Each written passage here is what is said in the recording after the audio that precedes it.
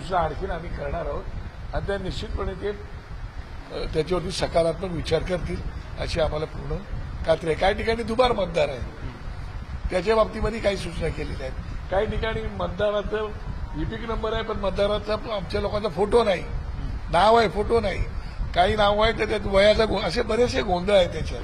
तर त्या बऱ्याचशा सूचनांबद्दल आज चांगल्या प्रकारची चर्चा झालेली आहे आणि त्याच्यात मला वाटतं की इतर राजकीय पक्षांनी सुद्धा रात्रीनिशी लक्ष घालण्याची आवश्यकता आहे. शिवाजी पार्क येथील पुतळ्यावर मासाहेबांच्या कोणी अज्ञातांना रंग फेकलेला आहे, त्यामुळे शिवसैनिक देखील आक्रमण झालेलं आहे. नाही, मला वाटतं हा मूर्खपणाचा कळस आहे. त्याचं कारण असं की कोणाच्या श्रद्धेला भावनेला कोणी कुठला हात घालण्याचा प्रश्न येत नाही. कारण सन्माननीय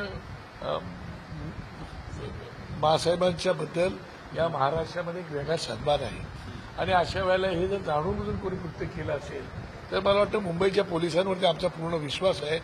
त्यांना त्याचा छडा लावायला वेळ लागणार नाही, तात्काळ तो छडा लागला नाही आणि त्याच्यावरती अशी काही कलम लावली गेली पाहिजे. कारण हा बाळासाहेबांच्या पुरता विषय मर्यादित नाही.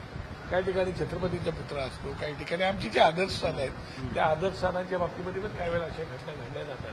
काही घटना मुद्दाम घडवल्या जातात जेणेकरून वातावरण खराब व्हावं, कायदा सुव्यवस्था खराब व्हावी, एकंदरीत धर्माधर्मामध्ये तेढ निर्माण व्हाव्या अशा प्रकारच्या वातावरण केलं जातं.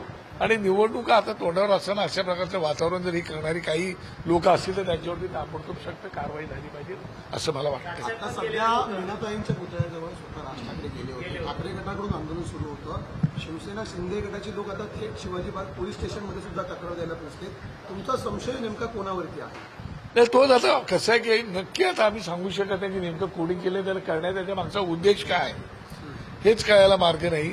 पण निश्चितपणे ते काही लपून राहण्यासारखा प्रकार नाही, तो निश्चितपणे लक्षात येईल. आमचे संदीप देशपांडे सकाळीच बोलले की आम्ही तिकडे वॉक करून आलो, आज 8:30 पर्यंत काही झालं नव्हतं. मग अचानक कसं झालं म्हणजे काहीतरी कोणीतरी जाणून बुजून केलेलं आहे. समोर सीसीटीव्ही वगैरे पण आहे म्हणजे ते कळेलच आणि मग पाहू काय करता येईल ते. साहेब, काल भाजपचा विजयी संकल्प मेळावा वरळी मध्ये झाला. मुख्यमंत्री देवेंद्र फडणवीस यांनी